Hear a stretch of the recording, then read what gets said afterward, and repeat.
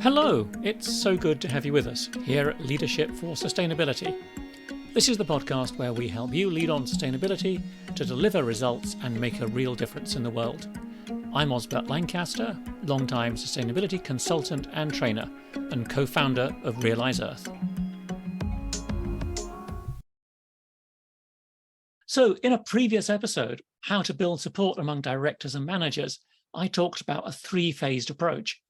I talked about listening to your key stakeholders about sustainability to discover what they care about and why, and then finding common ground between people's personal and professional interests and their organizational commitments and culture and the sustainability agenda.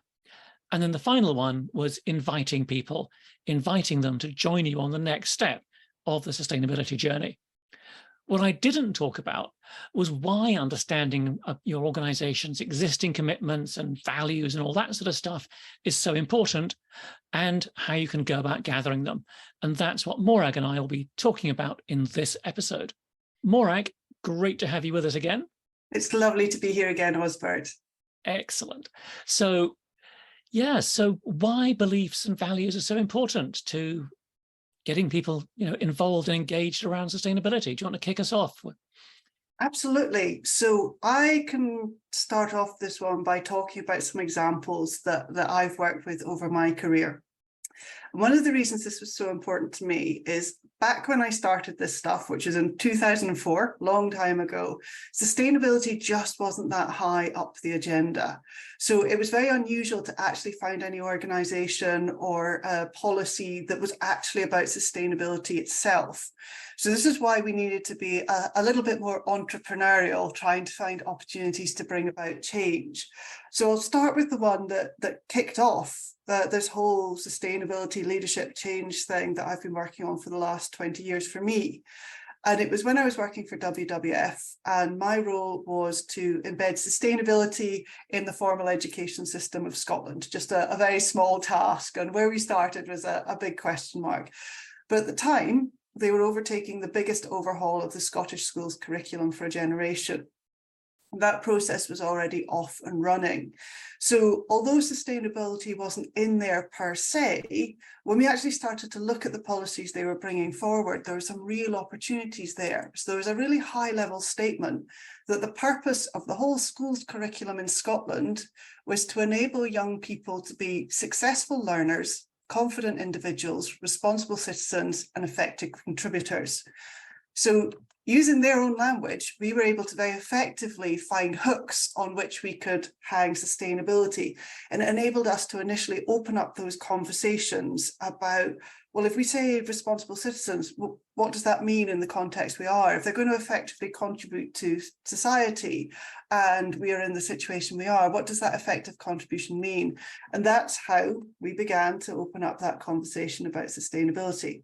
So that was a really big process that was going on, but I can also bring it back down to a much more internal process. I was working with another organization at the time, and they were a training organization, and they were looking at their mission statement, and the problem for them was their staff didn't seem very bought into the mission statement, and they wanted to have a facilitated workshop around that. And again, because they were very focused on health and safety and good practice, it said that they wanted to be the most responsible organisation in their field. So again, although sustainability wasn't in there, when we started talking about, well, what does responsibility mean in the environment in which you work, with all the things that are going on in the world, that again gave us the opportunity to start that conversation around sustainability. Responsibility is a really interesting word, and it's come up a lot.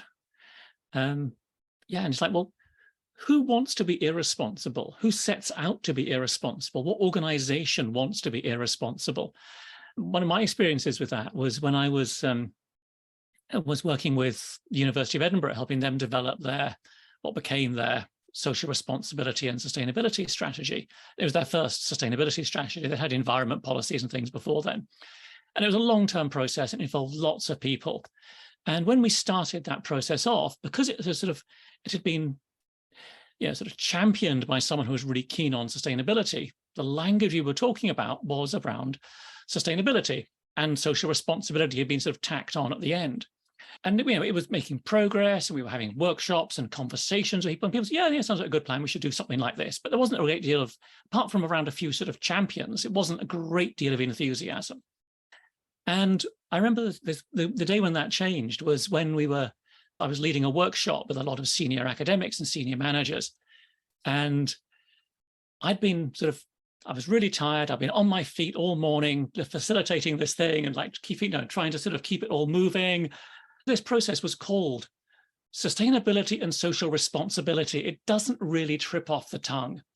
Towards the end of the morning, I was up there and saying, and something, blah, blah, blah, blah, social responsibility and sustainability. I flipped them round. I got them the wrong way round. And then I went back to the table. We were working around like kind of cabaret style tables. I went back to the table that I was working around with some of the members of staff there, including the vice president, the vice principal, who was leading this whole project. And she had said, Osbert, that's it. It's social responsibility and sustainability, because of course we want to be a socially responsible university. And that was just a huge trigger. And she then sort of, stood up and talked about that whole concept. And everyone's like, yeah, of course. Yeah, that makes, yeah, it does fitted with like, who wouldn't want to be socially responsible? It really fitted in a way that sustainability at that time didn't really fit.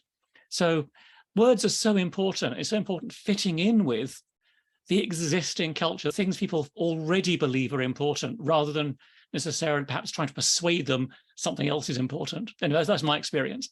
Absolutely, I agree. And the words really do matter, because if we think about, one of the underpinning principles of what we do here at Realise Earth is that, scientific fact that the majority of people do care, and they care about what's going on in the world, and they want to contribute to making it better.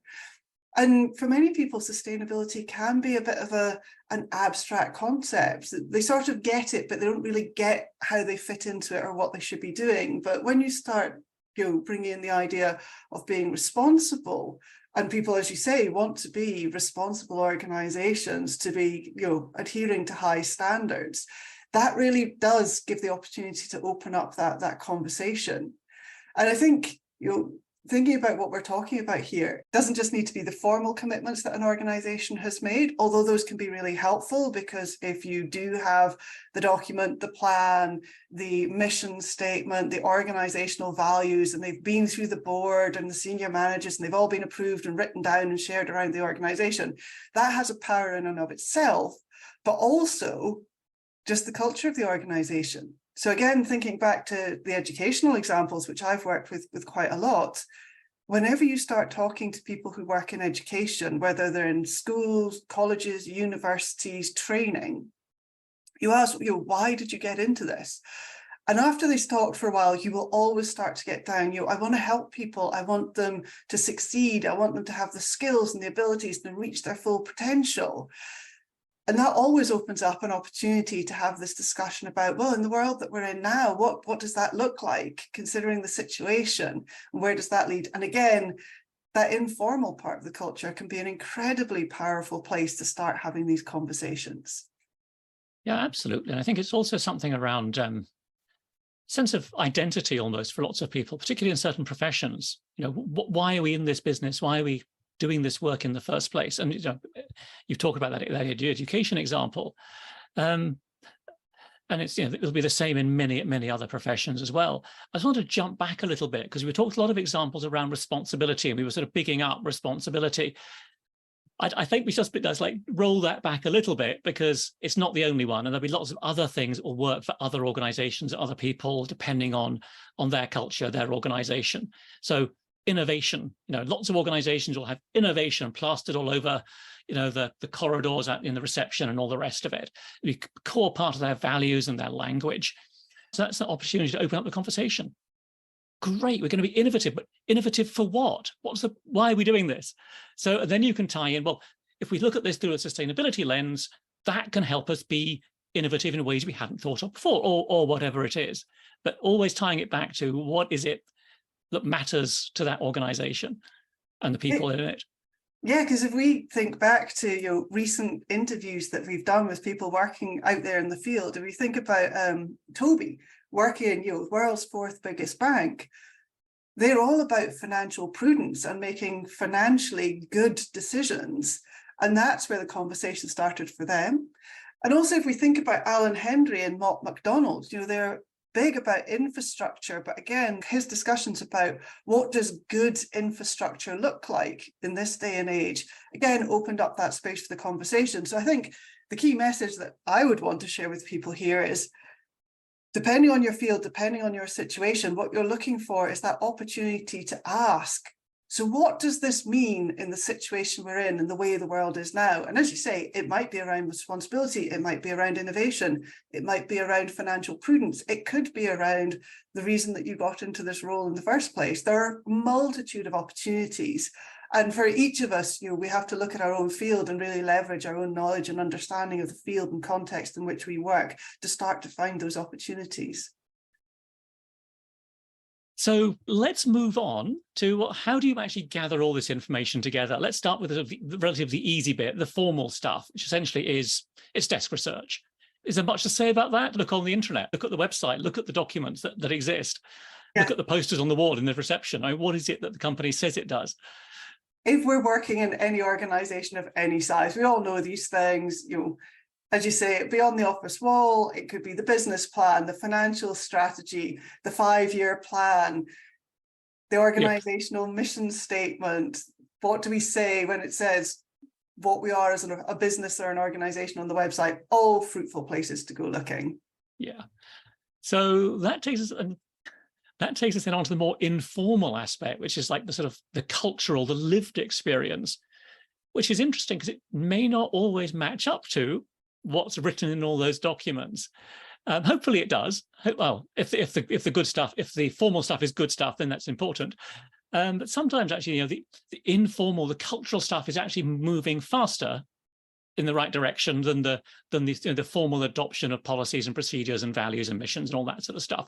The informal side of it, the cultural stuff, we have our own experience of that, but we may also just be like seeing that through, it's only our experience. So it's really important, I think, to be, talking to other people in different parts of the organization about their experience of that as well. I think one of the key questions, which again comes up again and again in the conversations we have with people, is just that inquiry. So how did you get into this? What drew you to doing this work? And that's always a very fruitful place to start to understand people's insights. And I've seen this in lots of organizations where there may be an organizational mission statement and people look at it and go, well, I don't disagree with it, but the reason that I got into this is, and actually you uncover a much deeper, richer insight from that place. Again, just talking to your colleagues about this, in those both conversations that you've initiated to try and find out more about sustainability, but just listening in to conversations and participating in them, and just hearing what your colleagues talk about and the articles that they get interested in and the things that are going on in their sector that interest them, again, can start to give you some really clear signals about what's important to people and what matters to them. In some ways, it's easy and fun to have those conversations, but we also need to make sure that we actually sort of stop and start writing stuff down and trying to sort of collate it in some way, particularly that informal stuff, so that we can use that to plan our conversations, plan the next steps. So I do think it's really helpful to sort of think, well, are there different experiences in different parts of the organization among different people who have different roles and so on? So thinking about what it is that you've heard about, what matters in the finance department, it will be different from what matters in the marketing department or whatever it is. So, but making some notes about that. It's not overly complicated, but it's like jotting down some of those, the key sort of issues around what matters in those different departments, what gets people excited, what puts people off as well is worth thinking about, what makes people stop and give you the we're not going near that type look. So yeah, definitely we need to write that down as well as just gather it. You're mapping out the territory, that sort of values territory in which you are working, really important, and being a bit systematic about it, as you say, and keeping those notes quite diligently is important. It's certainly helped me in the work that I've done. whenever I've suggested it as an approach to other people, it's often something people haven't thought to do before, but they do find it a very useful approach. And it does start to really surface those insights as you can compare between departments and so on, and start to see those patterns emerge. One thing I find really helpful actually is to just think of it as like 3 columns, the departments in one column, and then what are the positive elements? What are the values here that excite them, that draw them in? And then there's the third column is what's the stuff going on here that isn't helpful? Yeah, it's a bit of, we always used to refer to it as a force field analysis. The forces for and the forces against. So what are the things that help push people in the direction that thinking, they can see a connection to sustainability and see how it connects and what they want to do. But there are also forces that mitigate against. So a very common one is pressures of time, pressures of on budgets, and there isn't space to do this. So that's one I very commonly come across. I was thinking about, in the negative column, it's like, what are the triggers that these are the things you don't want to be, the language you don't want to be using, the things you don't want to be bringing up if you're, trying to have conversations around sustainability.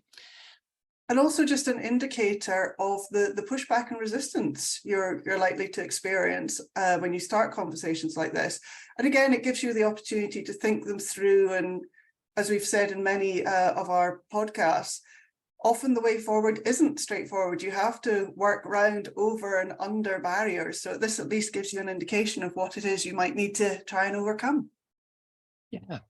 So we've actually sort of hinted quite clearly about what you might do with this information, but just to sort of pull that together, once you've gathered that information together, what you're really looking for there is you're looking for the common ground between the commitments the organization's made, the sort of the culture and the informal stuff that people care about, and the sustainability agenda.